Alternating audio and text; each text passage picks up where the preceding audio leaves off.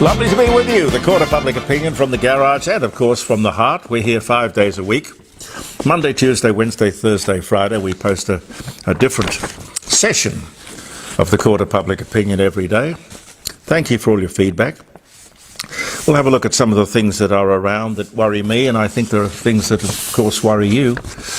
And once we get the podcast aspect of our Court of Public Opinion organised, which is on the way, we will, Tony Denton tells me, we will be able to take calls, have guests, and generally expand out of the garage into something a little bit more, I don't know. I don't regard this as unprofessional, but you know what I mean.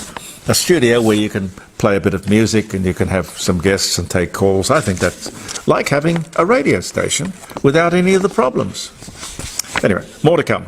May 10, 2017, Apple becomes the first company in the world to be worth more than $800 billion.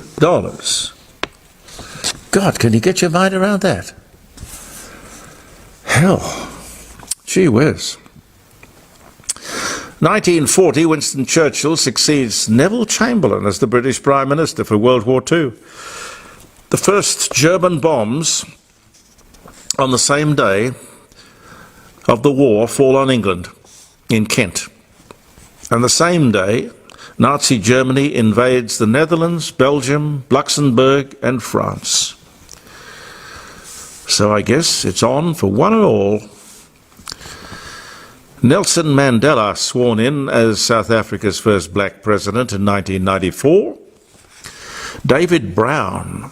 I'm not familiar with David Brown, but he was born on this day in 1904. English industrialist. He owned and developed David Brown tractors. It was not uncommon for tractor engines that turn up in cars. The Triumph TR4, I used to have one. The Triumph TR4 had a tractor engine in it, but very reliable, very good engine. Well, he went from tractors to Aston Martin. He made the Aston Martin, and he also made the Lamborghini.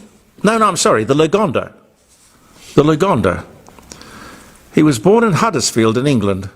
He died in 1993, but born in 1904. Good long life.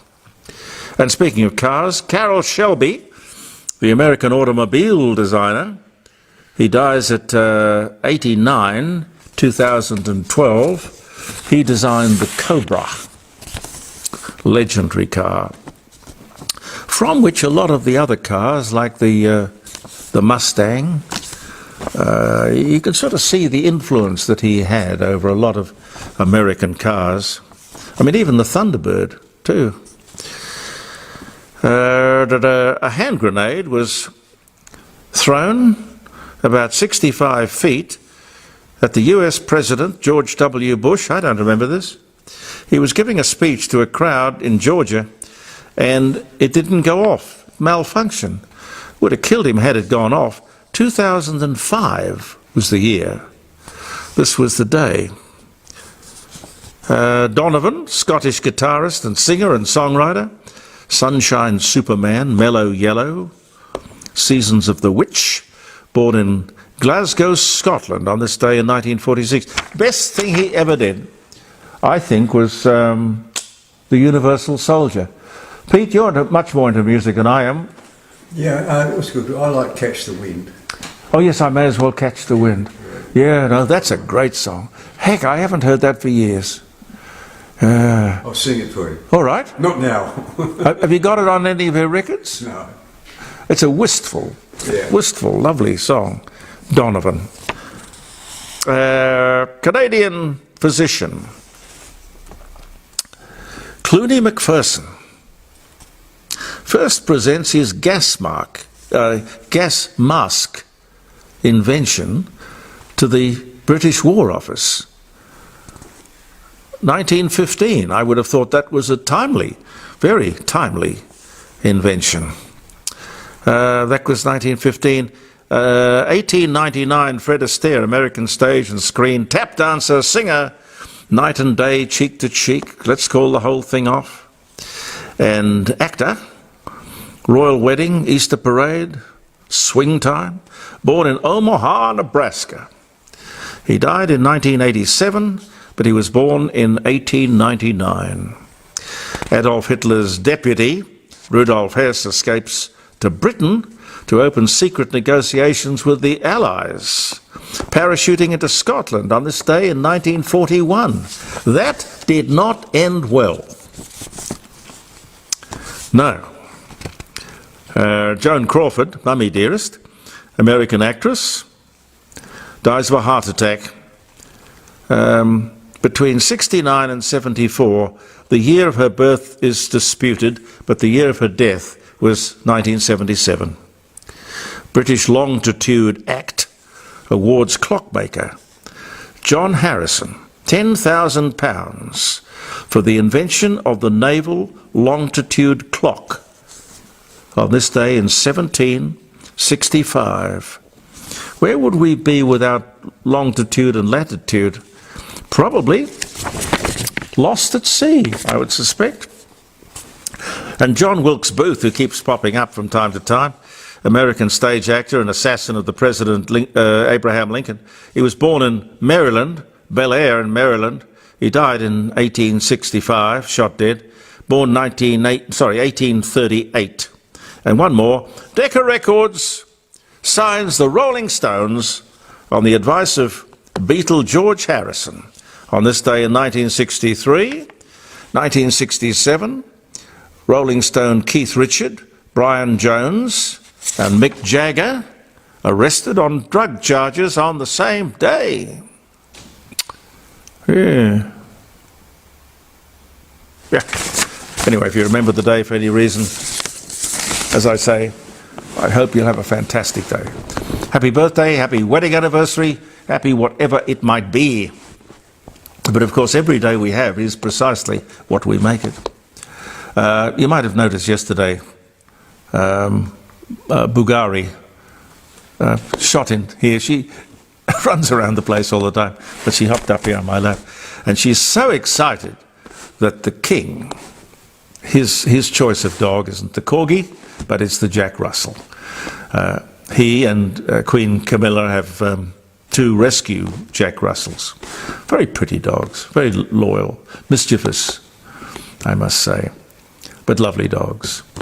And the coverage of the coronation, I didn't cover everything I wanted to say yesterday about it. The coverage was produced by the BBC, and fantastic. Perfection, really. Never one camera in shot. I have no idea how they did that. Sound, lighting, studio direction, everything spot on. Continuity, terrific. It's a pity there were no credits, or if there were, I didn't see them. Because it would be nice to see who pulled off such a fantastic outside broadcast, which is, for television people, a hell of an ordeal. There are so many things you can't control. Well, even Jack Russell, say. I'm surprised they didn't walk in the middle of the coronation. It wouldn't have surprised me. And it wouldn't have offended me either. And I'm sure it wouldn't have offended the King and the Queen. Wake up in the budget control. If you have a mind to control spending and the budget, is the desperate need to do something about the shonky NDIS. I heard the other day, you may have heard it as well, the minister, Bill Shorten, he's the minister in charge, he said he was going to watch. He was going to watch. Keep an eye on padding the fees charged for various services. Minister, we need to do more than watch. Then he talked about so-called quack remedies and services. Why were they allowed in the first place, Minister? Why? I'm talking about putting a stop to the padding of fees that are charged. For example, $60 an hour to hold somebody's hand. I'd do it for nothing. $70 to sit and read somebody a story. Sir, it's only now that you're going to control what people charge and for what? I knew and talked about the fact that the NDIS providers were charging 30% above what people could independently acquire the same service for. You're the minister. If I knew, why didn't you? Did you care? Do you care? Oh, it's, well, only money. I don't think even the spendthrift left of the Labour Party could imagine that the generous budget of $20 billion a year would blow out to $100 billion a year. To be totally scrupulously honest, it's $97 billion a year, but so close to $100 billion, I thought I'd round it off. The government didn't know that? That the government didn't know that that would blow out, or anticipate that it would, in my mind, labels them as incompetent? I'm sorry. I don't know that the Libs are any better. The Victorian Liberal opposition leader, a fellow called John Prosciutto, I mean, I don't know him, but they've had so many in the last couple of years, I can't keep track. Don't know about the people in Victoria. He says that he's going to pursue a campaign and ultimately a vote to kick Moira Deeming out of the party. This will all come to a head on Friday, this Friday. Personally, I think she should be leading the party. She is an attractive, eloquent, educated woman who simply doesn't like the idea of cross-dressing, or what can I call it, all this transgender stuff. Her critics say that she attended an anti-transgender rights rally. Well, that's fine. It's a democracy. She should go where she likes. That the meeting, however, was gate-crashed by some neo-Nazis. Well, that's nothing to do with her. Are we really responsible for the people who gate-crash a function that we happen to attend? No, I don't think so. That shouldn't end somebody's career. I think John is just protecting his backside, isn't he? The Liberal Party in Victoria is in a shocking mess, and I wouldn't suggest to you it was any better here in South Australia. And I think in Victoria, federal intervention is but a footstep away. Anyway, he's trying to be hairy-chested, I gather, knowing full well that this young woman is very likely to be regarded by the majority of the Liberal voters as a fantastic leader, or at least regard what she says and does with some respect. So what do? Well, you get rid of the competition, don't you? I mean, I've seen that in politics, I've seen it in radio, I've seen it in television, I've seen it all my life. That's how these people behave. Really is. It's official, and that's good news. Adelaide is the cheapest place to rent a house or an apartment. That's good. Excellent, in fact. And continues to be in the economic department, along with Queensland. Tasmania is number one, but Queensland and South Australia are number two in the best performance area of the economy. Now, I guess it depends on which side of the fence you're on. As the banks race to increase the interest rates, the NAB has announced a staggering half-year profit of $4.1 billion. That's up 17% on last year, by the way. 17%. Westpac yesterday announced a $4 billion half-year profit. Now, when I say it depends on which side of the fence you're on, I mean by that, if you're a shareholder, whoopee! But if you're a customer, well, that might be regarded as being different. But profit is not a dirty word. And the other thing I'd like to point out is that when all of these companies make money, they are not making money for anyone other than the shareholders. the shareholders share that profit. That's the mums and the dads, and it's the superannuation companies around the country. And by the way, it's interesting to note that in America, the Federal Reserve, the Fed, they've lifted the interest rates there above 5% for the first time since, I think it's 2007. So we're not doing too badly by comparison. They've had a go at this before, of course. And here it is again. I'll bring it up because I think we need to talk about it. It largely involves safety. The airlines and the aircraft manufacturers want to reduce the number of pilots on the flight deck of an aeroplane from 2 to 1. Yes, for an airline, the air crew is a big ticket item. I don't pretend it isn't. But I can remember when, there was a flight engineer, I think they called him, on the flight deck as well, and he or she went by the board. And of course, I mean, to us, honestly, the more people on the flight deck, the merrier. Or actually, the more safe. That's how I read it anyway. Well, these days, no engineer, 2 pilots.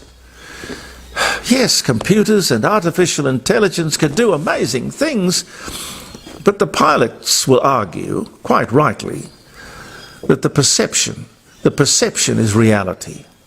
If passengers feel that the airlines are simply cutting corners to save money, we, the people, will be reluctant to fly, won't we?